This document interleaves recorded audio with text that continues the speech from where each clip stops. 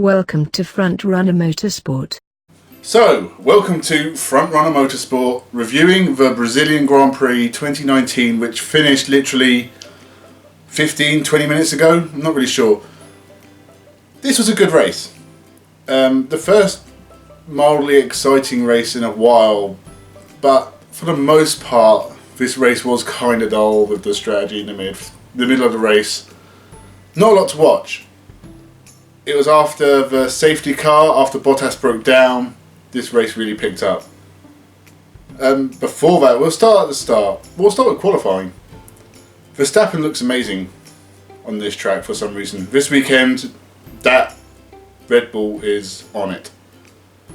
He took pole, it looked great, and I think that set the race up.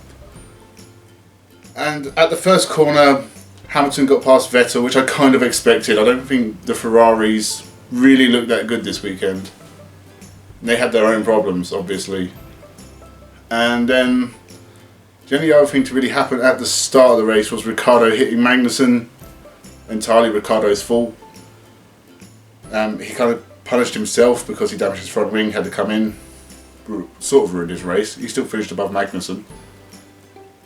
So, yeah, until the pit stops, then Kubica was released in front of Verstappen. This was the first point in the race where we saw how good Verstappen is. And if you're one of the people who thinks that Hamilton's the greatest of all time, this race is not great evidence for that. Because that first overtake, like Hamilton got past Leclerc, who hadn't pitted yet. Verstappen not only shot past Leclerc, but just slung past Hamilton like he wasn't there. And they're on the same tyres, they've only pitted a lap apart. Verstappen bossed him at that first corner, getting past. So that was round one. Verstappen led the way again after all the other pit stops. They had another pit stop each as well. Not a lot was happening. Then Bottas breaks down. Now what I've been saying about Bottas is harsh. I think he's a good driver. I don't think he's a great driver, I just think he's okay. But he couldn't get past Leclerc, who was on older, harder tyres. And lap after lap, it was sort of, there was a gap, but Bottas wouldn't go for it. Like, he wasn't taking any risks. He was sort of just driving up to the back of Leclerc each time out of the DRS zones. But then the smoke started coming out of his engine, so I'm wondering maybe he'd lost power before that and didn't have the full Mercedes capabilities down the straights. And then he broke down. Safety car comes out. And, you know, Verstappen pits, Hamilton stays out. His first mistake. So, after all the unlapped cars lap themselves, you've got Hamilton from Verstappen, Vettel, Albon and Leclerc at the front. So the restart happens, and I know Verstappen is on newer tyres, and Albon and Leclerc are on newer tyres, but Hamilton and Vettel didn't pit. I know Verstappen's on newer tyres, but that overtake at the first corner of the restart was one of the best overtakes I've seen in a long time. Like, he completely destroyed Hamilton. And again, I know he's a newer rubber, but still, it was an audacious move round the outside off a restart, and he schooled him. And yeah, that was a pretty amazing overtake. And Albon as well did the exact same thing behind. Bit scruffier, managed to get past Vettel into third. He looked set for a podium. That would have been great. And then Vettel and Leclerc get together, and this really has been the story of Ferrari's season. Just endless. How can we fuck this up? This time it was the driver's turn and not the team's. It was a nothing little bump. It was Vettel's fault. He moved into Leclerc, hit the side tyres. Leclerc stopped on the track. Well, not on the track, but on the circuit. Vettel, like, his back wheel smashed the floor of his car to pieces. He stopped. Another safety car. But now we've got like two Ferraris gone and a Mercedes gone. So there's a real chance of points for the midfield teams here. And that's a really good thing. Because it's like the one interesting thing that's going on in Formula 1 at the moment really is like the battle for 5th and 6th. So yeah, midfield team scoring points is only a good thing. Keeps it going another race. But the restart, everyone's bunched back up obviously. And Hamilton pits. And everyone thought it was strange because it's like they only have 2 or 3 laps at best.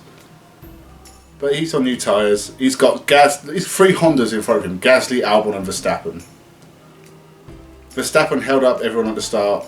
But, you know, the Red Bull started to pull away a little bit. Hamilton got past Gasly easily enough. But he's chasing down Albon.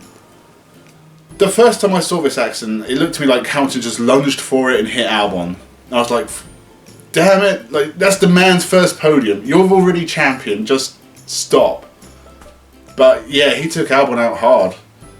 And my initial reaction was, disqualify the fucker. That was terrible. Not good driving. That's really like Hamilton from 2010, 2011 era driving. But when we saw the replays and I thought about it, Albon clearly leaves a gap and he has every right to go for it. So maybe it is just a racing incident. But no, this is now, I think, half an hour on. My new thought is that it should probably be a penalty.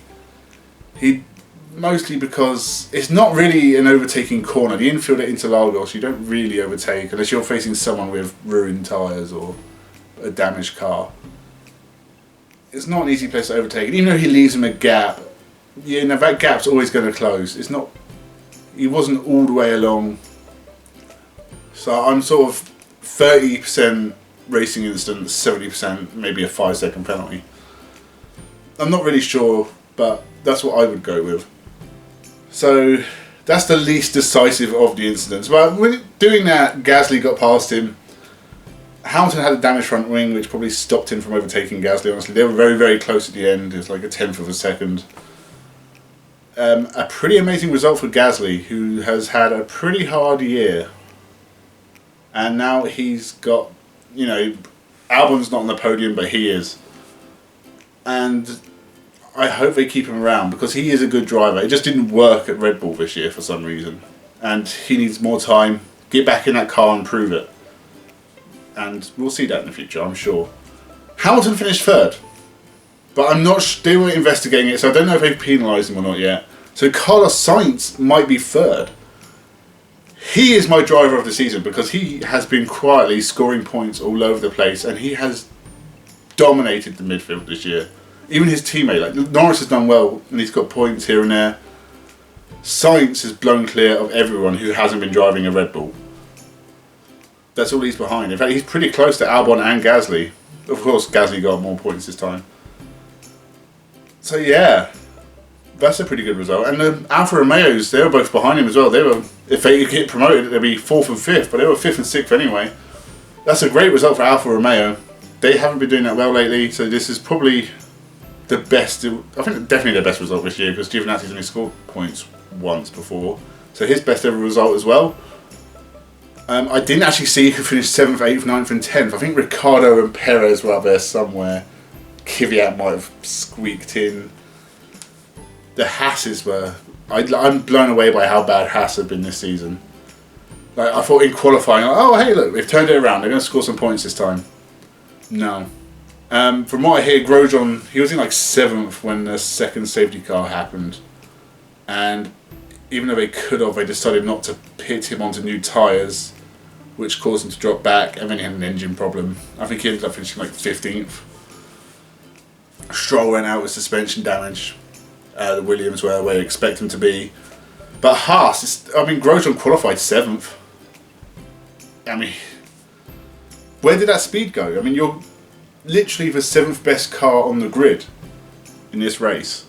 And you can't keep up with anyone. The Magnussen sunk like a stone. I mean, he qualified 8th or 9th. To drop back to where Ricciardo was, who I think had a penalty, he must have dropped back 6 places before then.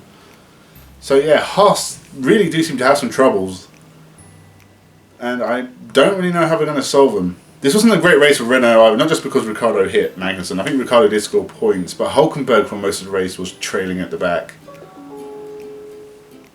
Thank you. So, when you look at the midfield teams, Toro Rosso with a second place, that has pretty much put them in the fight for 5th. Don't think they're going to catch McLaren. No, they're definitely not going to catch McLaren. McLaren are 4th, and that is a great result. Great result for my hometown. As I said, McLaren only a couple miles down the road. Alright, so my camera's flaking on me, so I'm just going to end this video real quick. I've just checked, they have given Hamilton a time penalty. So for now, Carlos Sainz has got a podium place. But he's also being investigated for using his DRS before it was activated or something. So he could be given a time penalty as well, and Raikkonen could finish 3rd. So who knows, this result could change completely. By tomorrow, Hulkenberg could have won the race. Who knows what's going to happen. So, with that said, remember to like, comment and subscribe. And come back again to watch more motorsport stuff. Have a good one.